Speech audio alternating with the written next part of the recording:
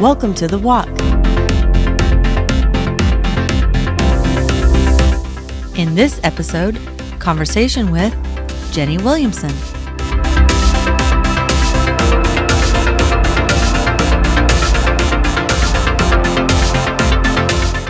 This is the podcast for August 5th, 2021.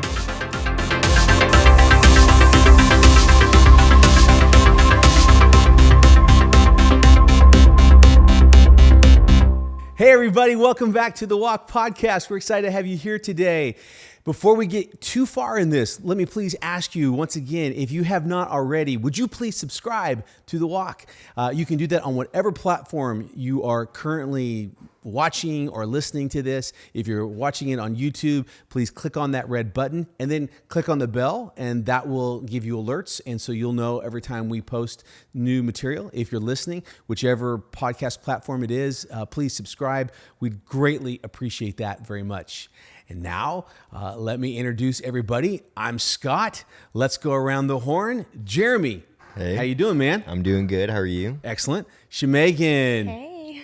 You've had a long week. It's been a very long week. We'll get to that in just a second, but glad to have you here today. Tyler, how are you? I'm all right. How are you guys? I'm doing good. Yeah. Tarley's here someplace. He may bounce in. And also, there's some construction going on outside, so you may hear a bang or a clang or whatever from Or time both. to time. During what? Or both at the same time. Or both. Exactly. Stuff. So that's all going on. But now, hey, let's get back to Shamaegan. It's good to see you. You have had a crazy 72 hours. You want Yes. to tell everybody what you've been doing? Yeah, so I had the amazing opportunity to be a part of people's engagement sessions, a wedding, and then a birth. So it was really neat to witness all of that, all on God's timing, and see someone truly be entered into the world. It's amazing. So it was That's very sweet. awesome. And then you get to come spend time with us doing the podcast. And then tomorrow's my rest day.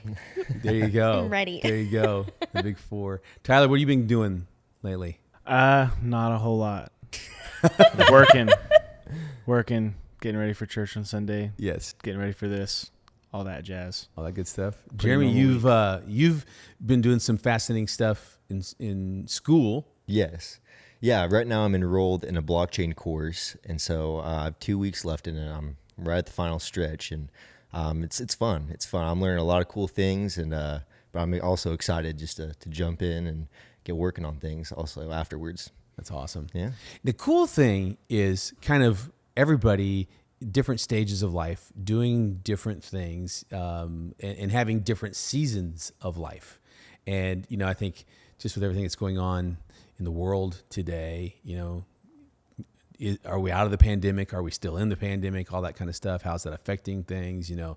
The summer is glorious weather, but it's pushing through and stuff. And there's just kind of still that air of uncertainty. I think it's interesting how you have to kind of find rhythms, for how life works. At least I do. You guys kind of feel that way? Yeah, I feel like I sometimes go through seasons of just weirdness, I guess. It's almost feels like ruts sometimes of just going through motions or just going through a routine. And I sometimes have to remind myself that it's not the way we're supposed to do life. We're supposed to do things differently than that. But Yeah, totally. And Shamaegan, obviously with your career as a photographer, you're getting to document all of those monumentous, glorious seasons and kind of be a part of it. I would imagine that kind of gives you some unique perspective on. Yeah, absolutely. So I'm usually an overthinker. I'm usually someone who thinks of all these different scenarios about uncertainty. And so the midst of the pandemic, that was the anxiety that everyone had. That was something that I had all the time. And so I think that during the pandemic, for me personally, it was a time of finding certainty in uncertainty because of God.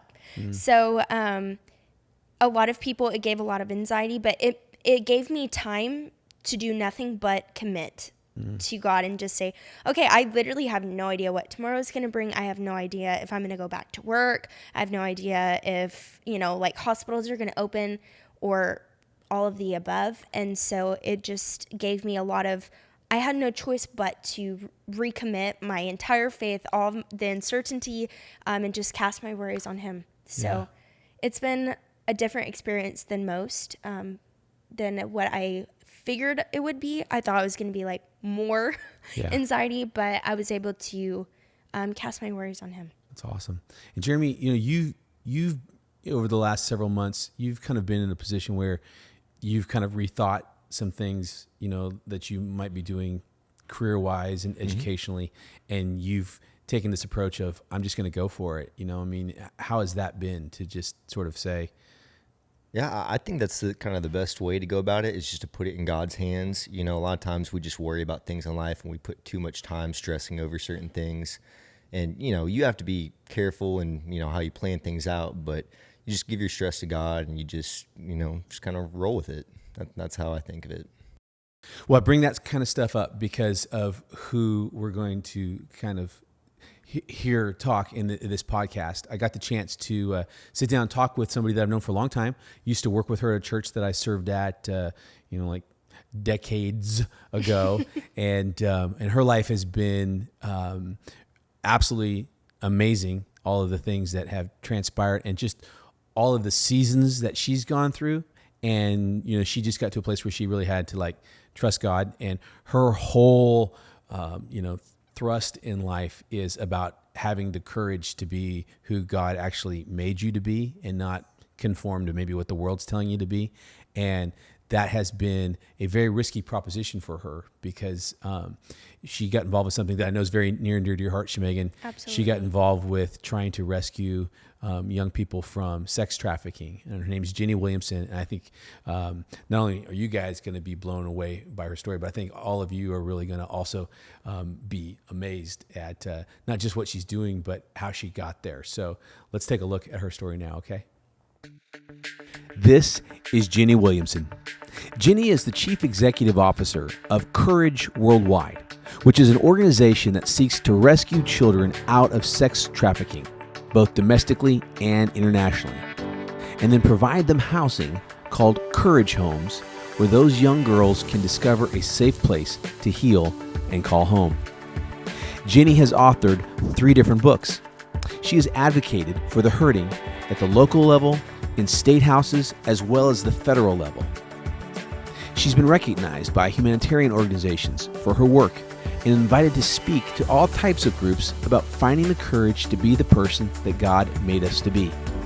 Jenny has needed courage in her own personal life from having experienced a wide variety of threats and setbacks, working to help reclaim God's children from such an insipid world such as sex trafficking. But 15 years ago, things were different. Jenny was enjoying a relatively normal, comfortable life in the San Francisco Bay Area, where her husband operated an energy company. One day, she heard the unmistakable voice of God calling her to something radically different in life. That call has been the journey of a lifetime. She and her husband Mike are the parents of 3 boys and recently have become grandparents for the first time. This is Jenny Williamson. Hey everybody, welcome back. I am so excited today to be talking to a friend of mine that I've known for a while, Jenny Williamson. Jenny and I used to serve on staff together at a church in California. I was the pastor, she was the women's ministry director. Our wives were my wife was her dear friend, and we knew each other, and she was always just a great person, and you're going to love hearing her story. But what's really amazing about her story is that she let God take her to a place that is really extraordinary. And Jenny, thank you so much for doing this. I am so pumped to talk to you today. Me too. I'm already getting emotional. I was just like, oh, blast from the past. This is fun. Okay, so let's start with where you are now. You are leading a ministry that is really doing some extraordinary things. Could you tell us about that story that you're on? Yes. Yes, yes, yes. I am the CEO of an organization called Courage Worldwide, and our mission is to rescue children from sex trafficking. And we started with a residential home in Northern California and in Tanzania, Africa at the same time, because I was just a little crazy. God story in there. We don't have the home in California anymore, and I can talk more about that later due to laws and regulations and licensing change. But right now, the home in Tanzania has over 60 girls. I think our youngest was 8 years old that came to the home. And then we have an over 18 home there. And then some of our girls have babies. So it's chaos on any given day, like any family is, just multiplied. And then we are prototyping the home in the United States and hoping to bring it to other states in the United States. So that's our dream, is to prototype it and multiply the home and the success that we've had with the kids. So sex trafficking is a scary term that I think probably a lot of people have heard, but I don't know that people understand it really, that it's a real issue. It's not something that's just in the movies. Can you speak a little bit to? It's, as a mom of 3 boys, I certainly didn't know any of this was going on until probably 15 years ago. And the assumption when I heard the word human trafficking or sex trafficking is that it happened in faraway places and countries of poverty. And so my own journey of studying the issue and God drawing it to me and drawing my heart towards it, I learned that it happens in all of our backyards. It's not just in the big cities like the San Franciscos and the New Yorks and the Atlantas, which we think, oh, well, we don't live there because there's lots of crime there, or it's happening in small towns. It's been going on forever. It's not new. It's just new terms. It's people preying on the vulnerable. It's treating people's bodies as a commodity. And sadly, I guess for me, the thing that just confounds my brain the most is that there's a large market in the United States for sex with small children. I mean, it's reprehensible to even think about that happening, but it does. I mean, it's happening all the time. And so can you maybe explain how the process works of how a girl comes to live in a Courage house? Yeah. So there's kind of 3 things that go on for this to be sex trafficking by law. So there has to be a child under 18 or someone over 18 that is being forced, and it can be forced psychologically. It can be forced because they're giving them food. They're in a vulnerable situation. They'll be threatening them. So you have somebody that's vulnerable. And we always think, oh gosh, that couldn't be my child. But in this day and age with social media, the suicide rate among teenagers, we have a very vulnerable teenage population here in the United States. And so there's someone always preying on the vulnerable. And that's the person that's going to exploit them. So long time ago, it was called a pimp. Now it's called a trafficker. It's somebody that's making a profit off of somebody's body. Here in the United States, you don't have to prove force, fraud, or coercion. There is no such thing as a 15-year-old prostitute anymore in the United States. It is sex trafficking because we now know how vulnerable these kids are. And so besides somebody that's making money off their body, then you've got someone who's purchasing them, who is buying them. And I remember the first FBI agent I ever met, I was like, okay, I get the vulnerable kid, then I get this bad, evil man, or it could be a female that's making money. But who is this guy that is buying? And she said to me, your husband. And I was like, what? She goes, no. Demographically, the person that is purchasing children in the United States is a white-collared, college-educated man with a family, and he goes to church on Sunday. Oh, man. So that, again, as a mom of boys and married in a long time to a man that I love, wrestling with the fact that we wouldn't call them evil. We would call them people we know. So that just gave me a passion to educate men specifically to what this thing is, that I can't do anything about pedophiles. I can't do much about evil. God can. But I can, if there's a large portion of a population that I might be going to church with or married to or birthed that doesn't understand what this is. Then if I can spend some of my time helping educate men on this issue and helping them to see these girls as their daughter, as their sister, as their niece, then maybe we can make an impact on the demand side. So that's another passionate courage is the training and the education part. So through all that process, it typically is social workers in our counties, in our cities that will have a child.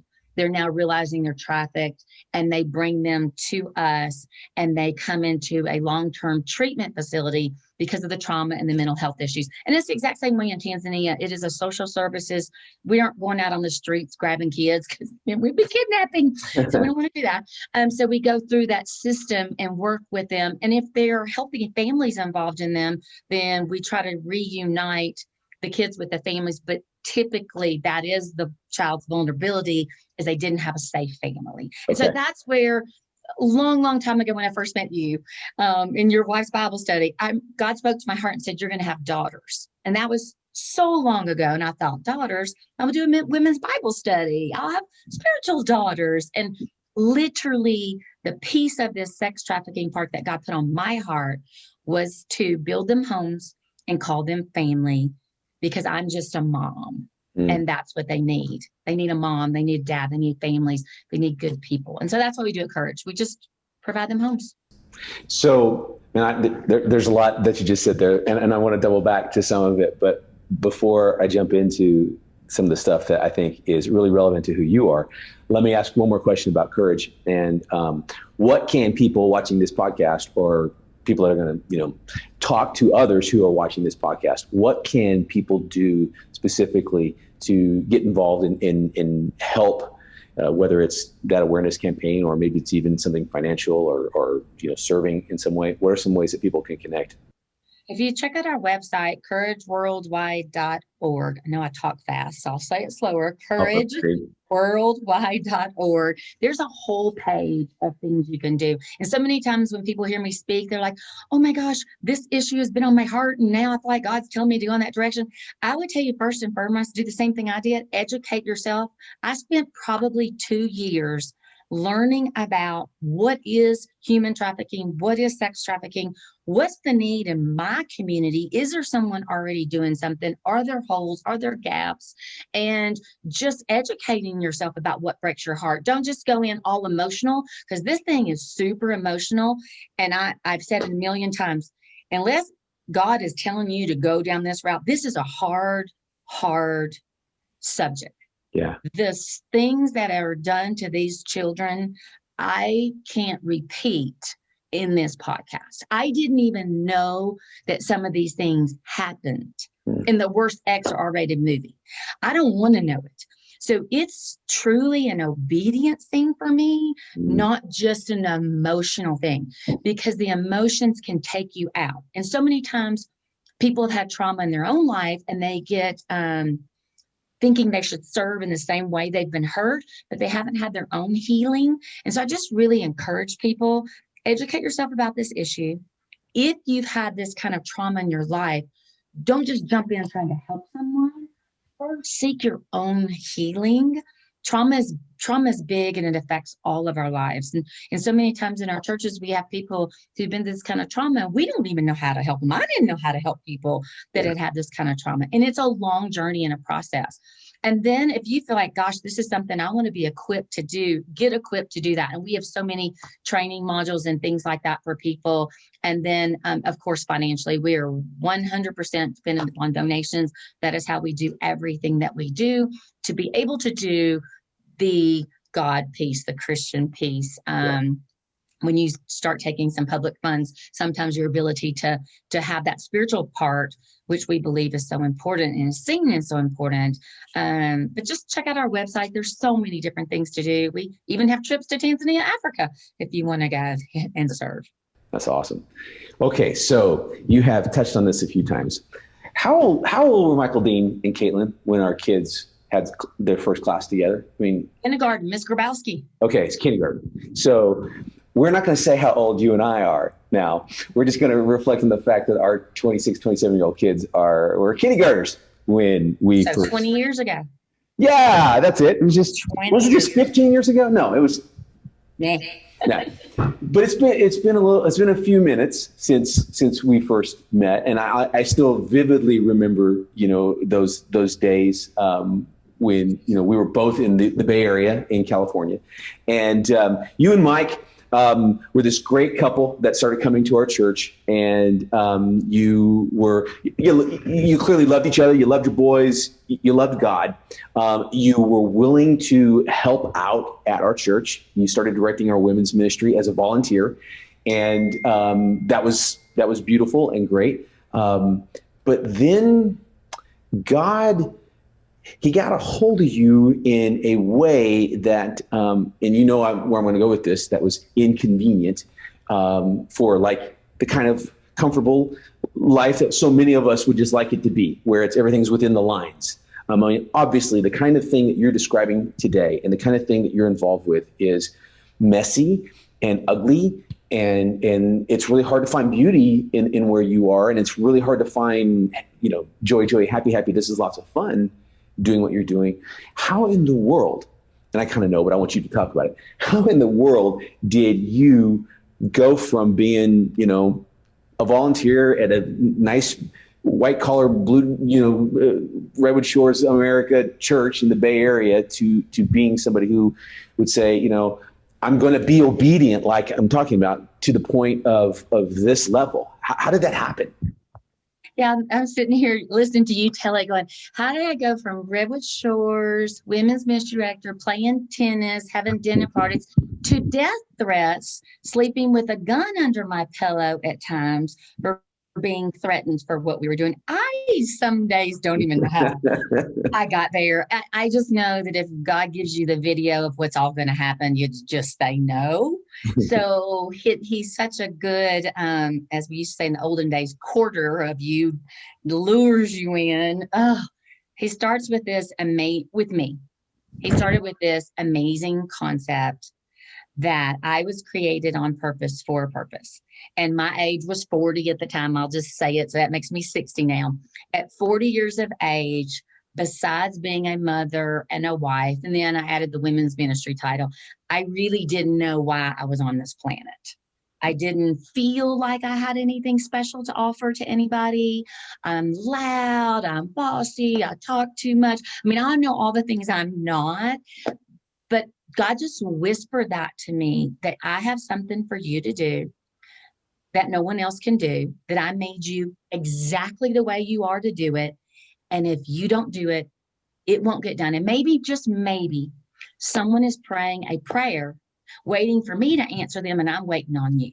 And that messed with my head in such a big way before I'd heard of sex trafficking, before I knew any of the stories and the things that would be. That concept so captivated my heart that everything in me wanted to be that person and do that thing no matter what. And for me, I kind of simplified it, thinking, I don't want to get to heaven one day and God showed me. He didn't have to show me the videotape of my life. I know that tape. I've lived that tape. But what I'm desperately afraid of is there's going to be another tape that he shows me of all the things that I was supposed to do. And either I was too scared, or I was too inconvenienced, or whatever.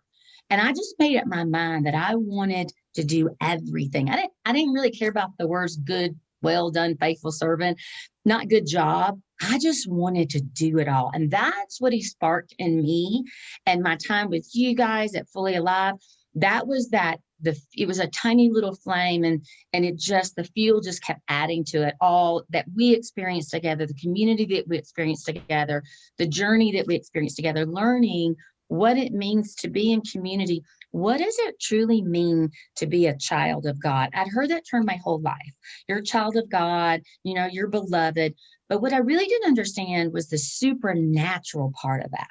The supernatural gifting that comes with being a child of God. That means I don't get that gifting. I don't get those resources till I step out in faith. And that was kind of like a moment for me.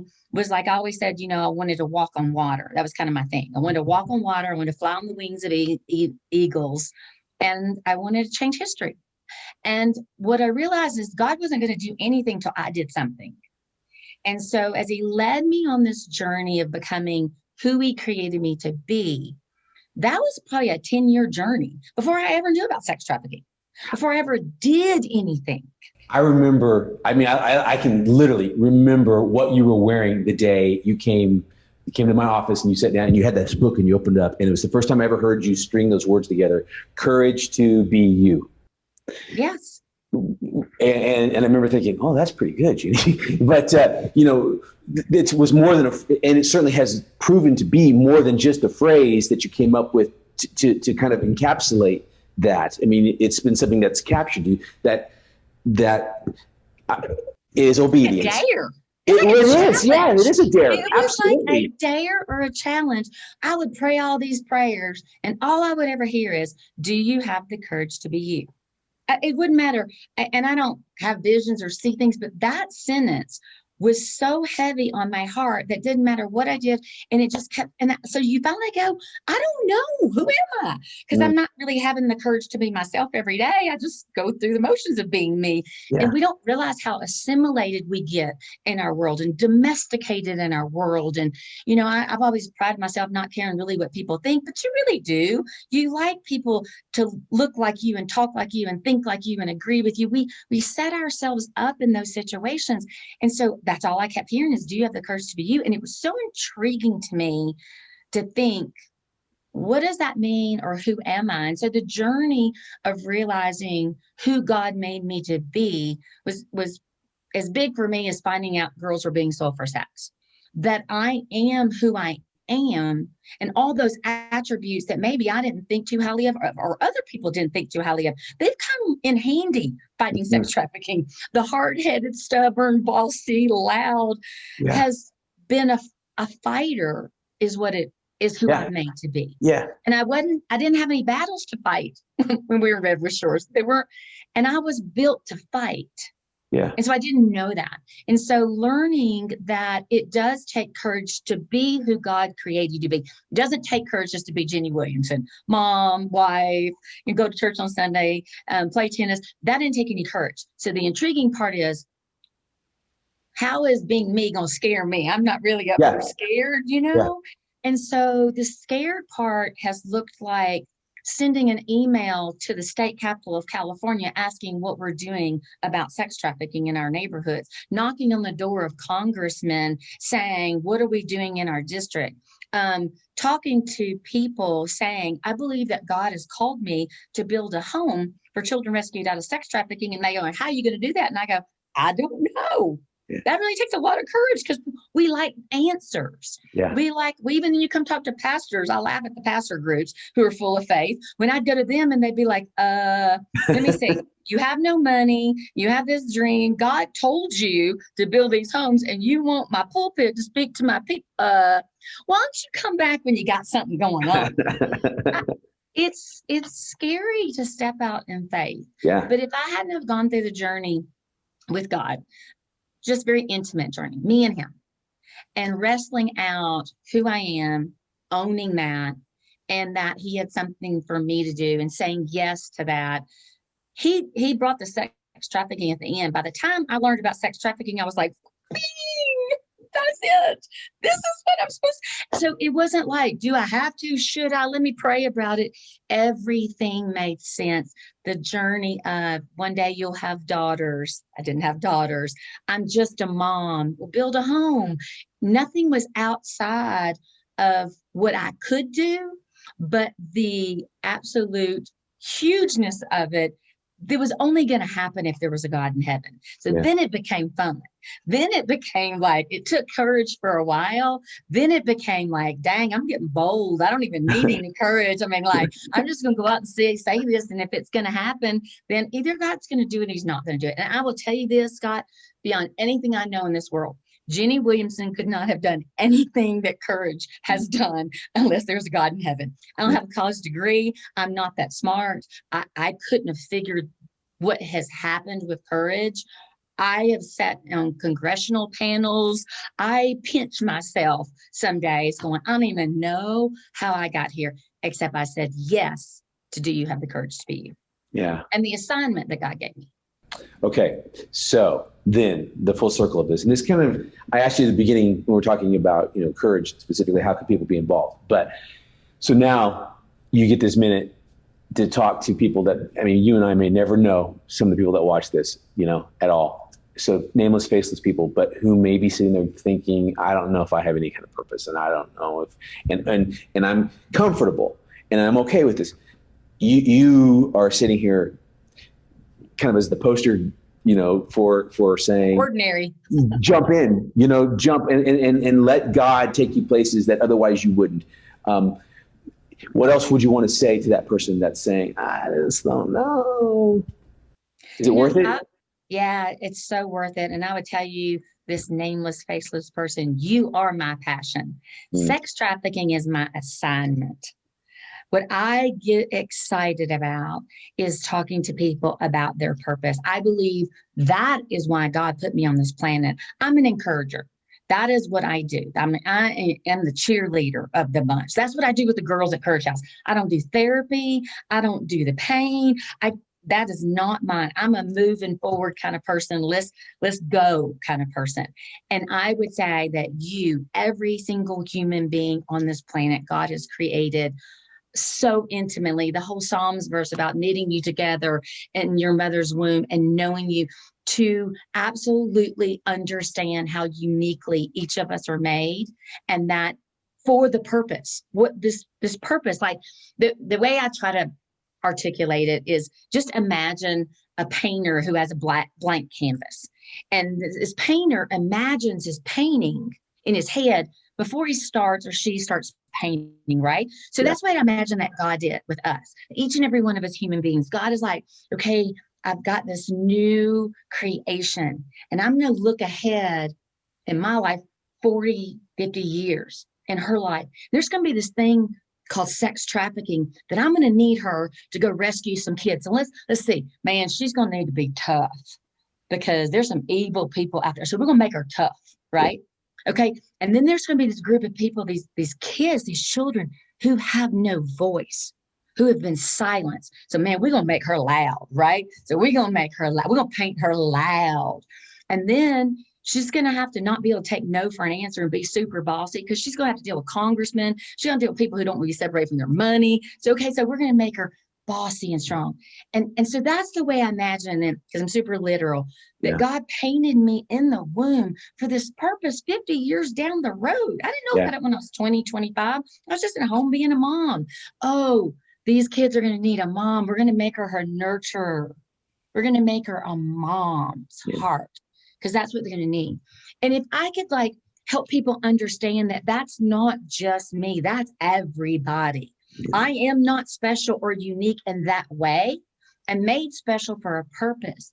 But then the other thing that just helps me is to think about it. What if God created me for this purpose, and I used all that? I don't even call them gifts and talents. It's just my personality, but I didn't use it for his purpose. Then that means somebody's missing out on what God has for them. And I don't want to participate in that. So every one of these girls that we rescue from trafficking, I can't tell you, I bet 90% of them, I tell this story to. I tell them my story and how God interrupted my life for them. That's how special they were. They took me out of my life of comfort and ease and popped me up here and said, go rescue these girls. And 90% of them say, I pray to a God that I didn't even know if was real to help me and rescue me. Yeah. So that girl was praying a prayer, but if I said no, would they not have been rescued? Right. That's just a big concept. And so I would say to people that are listening to you and I talk today is to entertain the concept, to entertain the thought that there is somebody waiting for you to have the courage to be you. Mm-hmm. We are God's plan A for this world.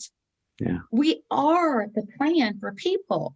And if we're not intervening in the world as God's ambassadors, then needs aren't being met. And that for my own heart was something I didn't want to participate in.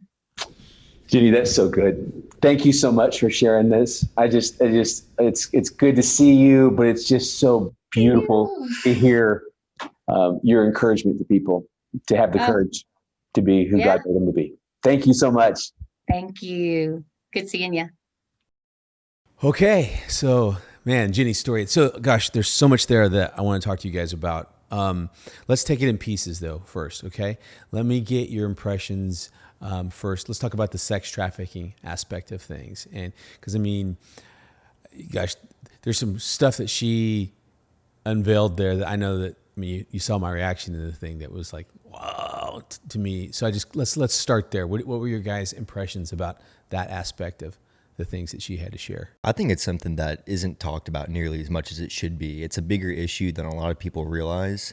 And so I think it's amazing that she's able to take that step and get into that kind of a field and help so much. I think it's really incredible. My parents are parents of 3 girls. So this is something that I've heard since I was like 12. I don't think it was necessarily the term sex trafficking when my parents like would sit us down and talk to us about it.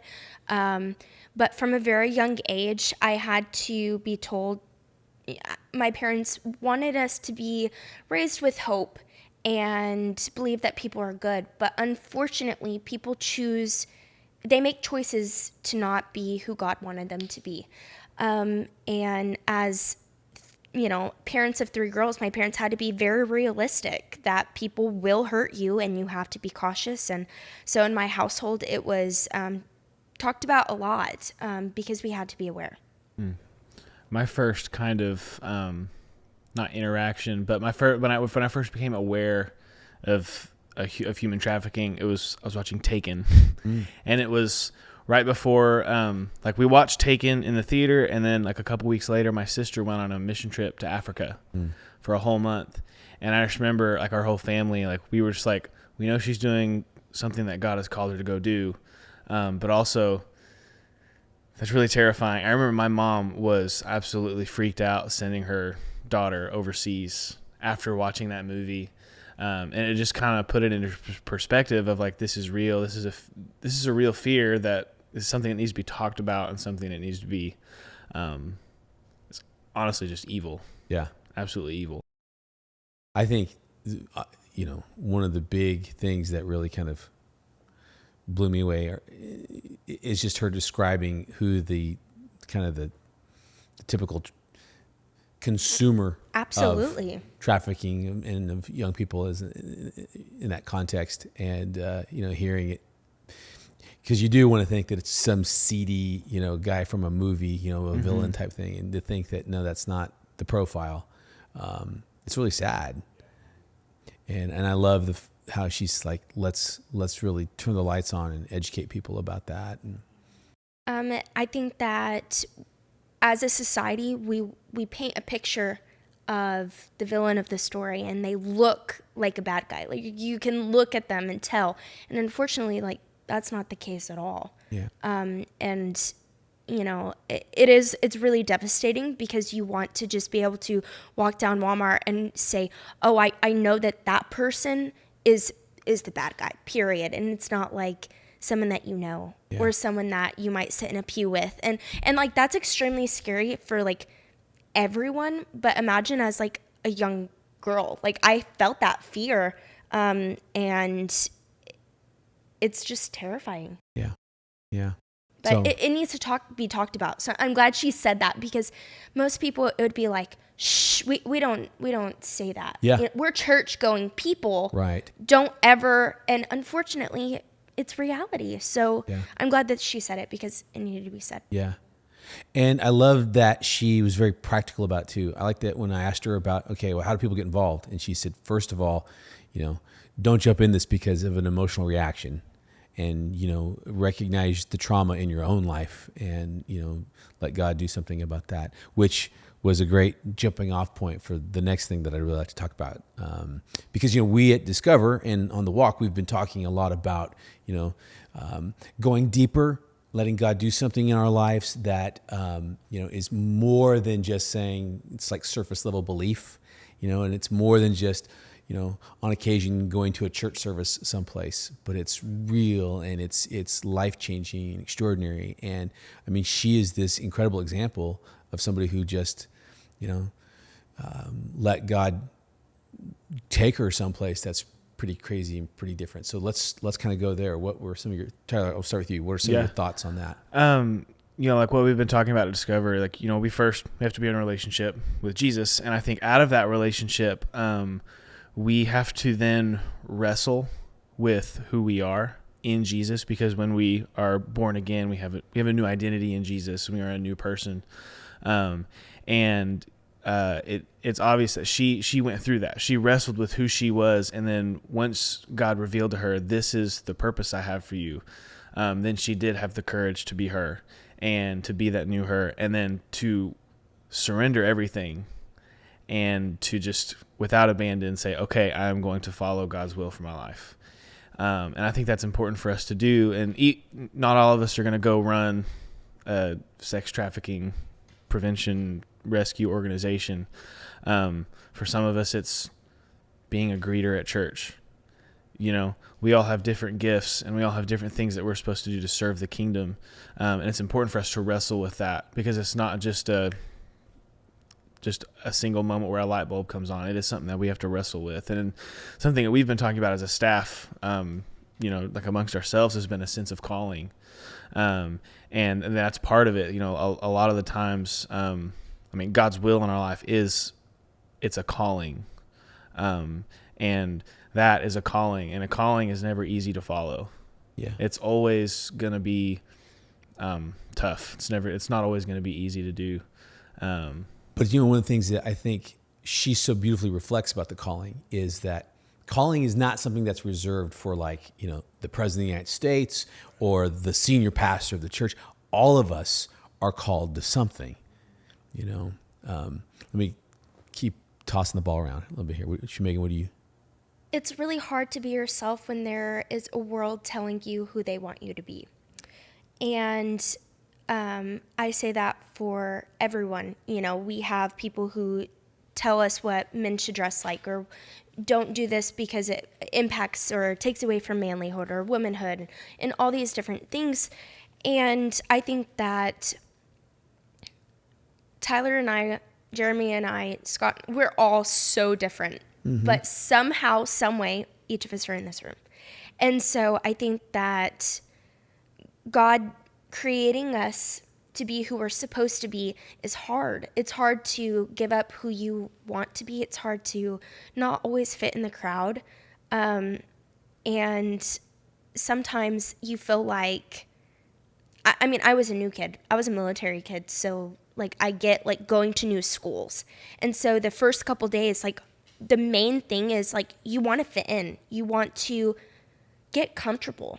And something that moving around a lot was I had to get comfortable being uncomfortable. I had to realize not everyone's going to like you. Not everyone's going to want to be your friend. Same with purpose in life. How she said, I was comfortable. I had this daily routine and it was glorious and it was comfortable. And then it was God picked her up and put her somewhere else, and death threats or sleeping with the gun underneath your pillow.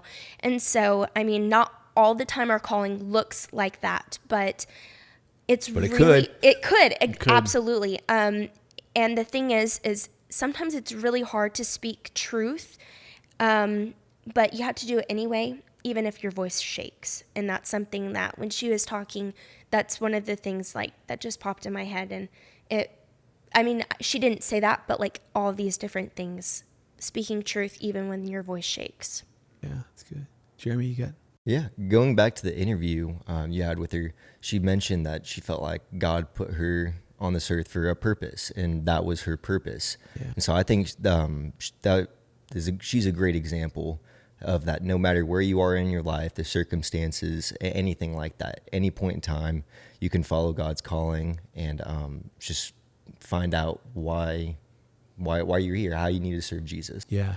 The thing that I am so grateful for her, I remember, I was kind of there when that journey began in her life, and it continued on, and became something after, Cindy and I moved to Oklahoma, and she ended up relocating to a different part of California. Now she's in Nevada, but her journey, it doesn't matter geographically where she's been. It's Jesus has always been there, but it was this thing that I think is so replicable for us. She, like you said, Tyler, she wrestled with who God made her to be, and it was a very personal thing. And I think a lot of us as Christ followers need to do that. We need to recognize it's beyond just, do I believe that God's there or do I not believe it? That he is there and that he wants a relationship with me, and that relationship is life-defining. But then so many of us stop there, and she didn't. I mean, she had been stopped there, but she didn't push beyond that. And she realized that sense of calling was really about her becoming, okay, Lord, what do you want me to do with this life? And that meant becoming invested in something bigger than herself and beyond herself. And I think that's so huge because, I mean, so many times I think we leave it there. You know, we think that God is here just to help me make sense of my life and my problems and my issues. And she talks about in that interview that recognition of, if I would have said no to God, it wouldn't have just affected me, all of these other girls and all of these other people and all of what else in the world, right? And then she talked about, you know, will there be a second movie, you know, in heaven to review, you know, of what could have happened if she would have been obedient, where she chose to say, no, let me just be comfortable. Let me just make it about me. And, you know, that's why I asked her then, I said, has it been worth it? I mean, you know, it can't be cool to be worried about your life to the point where you sleep with a gun under your pillow, right? Because there are sex traffickers out there that are mad that you helped get their lunch money taken away from them, which was a despicable way to make lunch, but still, you know, and they want payback. And for her to be able to say, yeah, beyond the shadow of a doubt, it's been worth it because God has done something, who he's revealed himself to be in my life and what he's allowed me to do in other people's lives. That is so huge. And I just think, man, that's such an opportunity for all of us to say, you know, like, you know, you talked about calling. I mean, it goes back to like Isaiah in the Bible, you know, having that moment of clarity as he began to realize I'm in the presence of God. And now I hear him saying, who will go for me? Who will go do this task that I have? And I'm looking around going, well, I guess I'm standing here. I can be obedient and answer that calling. And, you know, when you do, Shamaegan, you're right. Sometimes it's easy, and sometimes it's the opposite. It's incredibly hard, but it's always right. And it's always good, you know, and it's always full. And I think that's such a huge thing for us to remember, you know, and experience. So with that, Tyler, how are we going to worship today? So we're doing a little bit of a throwback this week, like 15 years throwback. Good. It's a song called How He Loves. And I did my own take on it just because it's old and I wanted to make it, you know, somewhat musically relevant, I guess. But I think it's important for us to just take a step back and just to realize how much God loves us. And just to realize how deeply he loves us. Like she was saying, you know, he knit us together in the womb. He loves us so intimately and deeply. And I just think it's so important for us to every day just take a step back and realize the God of the universe loves me and I get to be in relationship with him.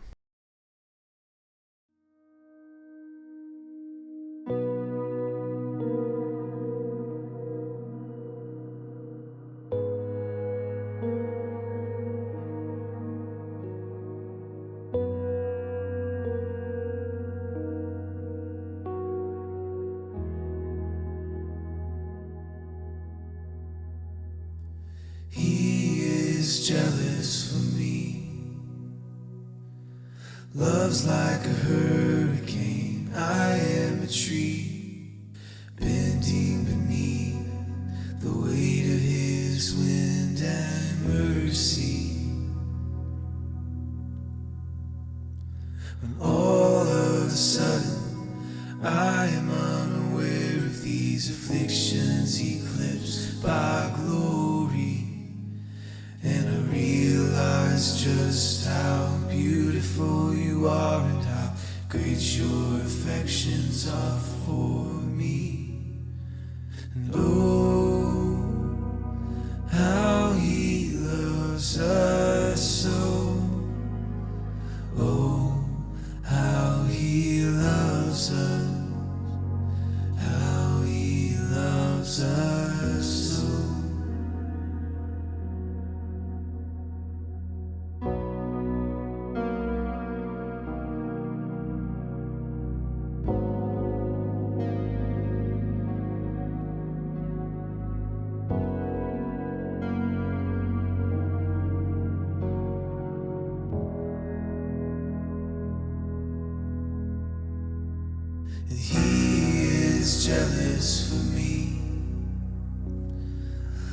was like a hurricane. I am a tree, bending beneath the weight of his wind and mercy. When all of a sudden I am unaware of these afflictions eclipsed by glory, and I realize just how beautiful you are and how great your affections are for me.